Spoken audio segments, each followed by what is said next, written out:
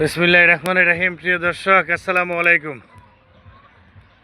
বেশ কিছু দেখেন, বিকেলবেলা হাঁসকে ডাক দিচ্ছি। হাঁস কিন্তু অটোমেটিক হাঁসের জায়গা চলে আসতেছে। আদার দেখাইয়া ডাক দিয়ে, আদারের বল দেখায় ডাক দিলেই আইসা পড়ে।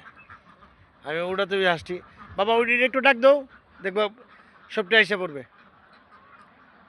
তো বিশেষ করে আপনার হাঁস আপনার এমন একটা সিস্টেম করতে হবে, আদারটা দিয়া যেমন ডাক দিলে আসে, আর নাহলে কিন্তু আপনার আবদ্ধভাবে হাঁস পড়লে, যেমন 2 দিন আমার খুব কষ্ট করতে হয়েছে। বিশেষ করে আপনার আমার নেটগুলা উপরে উঠে গেছিল গা, তাই ওই হাঁসটি ডাক দো।